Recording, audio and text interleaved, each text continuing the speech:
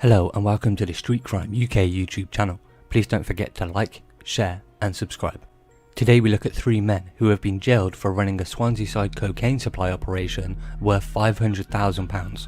Daniel Harris, Dale Martin and Leon Lay were the Swansea end of a conspiracy that was responsible for shipping upwards of £500,000 worth of Class A drugs across the border. The operation was busted by police after an audacious robbery of a van at a set of traffic lights in the city. The van, it was later shown, belonged to members of an organised crime group which had just dropped off a consignment of cocaine in Swansea and collected a £106,000 cash payment. The three Swansea defendants have now been jailed for a total of almost 40 years, with the judge praising the investigation which put them behind bars. Swansea Crown Court heard that a Volkswagen Caddy van was waiting in traffic at Swansea's busy Diefatty junction when a car pulled up alongside and two masked men jumped out. The men smashed the windows of the stationary van and snatched a rucksack from the passenger before taking the keys from the ignition and fleeing. It later emerged that the van was being operated by a London-based drugs gang and had just made a delivery of 3 kilograms of cocaine to Mr. Harris, Mr. Martin and Mr. Lay at a safe house at Tegid Road in Mayhill. Earlier that day, the van had also delivered cocaine to Pontchartrain and it was heading for its next stop in Leeds when it was intercepted by the robbers. Paul Hobson, prosecuting, said those who targeted the van at the Diefatty lights clearly knew the vehicle's movements that day. However, it seems they were unaware the van had a secret compartment containing another 1.25 kilograms of cocaine and another £81,000 in cash. It was the discovery of the police which would ultimately lead to the unravelling of the whole conspiracy. Through the South Wales police investigation, codenamed Operation Tilbury, and the subsequent accessing of encrypted EncroChat phone communications, it was discovered that the gang was responsible for trafficking around 50 kilograms of high-purity cocaine from Essex to South Wales. Officers also found that the senior members of the organised crime group had arranged for Albanian thugs to be sent to Swansea to recover their money by any means necessary. Jonathan James Norris from Penlan in Swansea has previously been jailed for 9 years for robbing the drugs gang. At the time of the robbery, Mr. Norris was out of prison on licence, having previously been jailed for burgling a Swansea post office and threatening PCSOs with a crowbar. Other members of the drugs conspiracy have also previously been jailed for their parts in the cross-border network.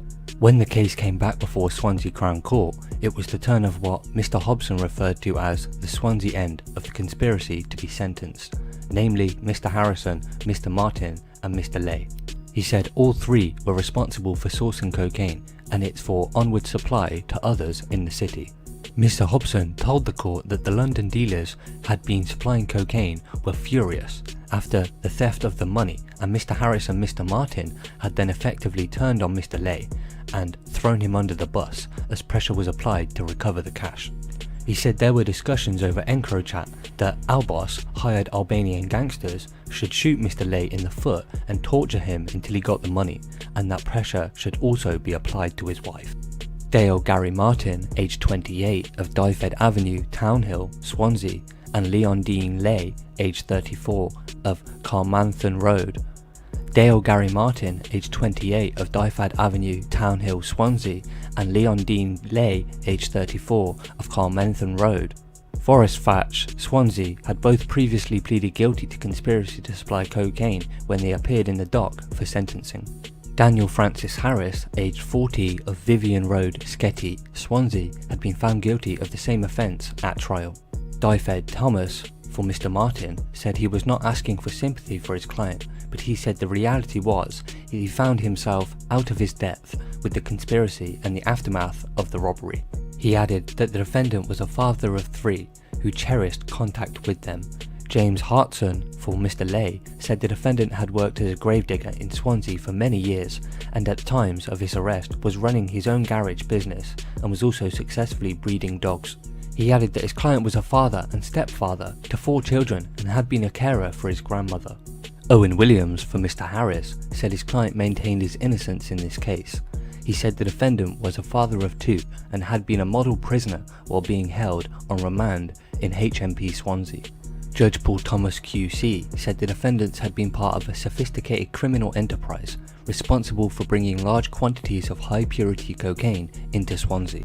He said one chilling episode in the case was the violence that discussed in regard to getting the stolen money back, and he said that simply illustrated the nature of the vile and ruthless trade the men were involved in.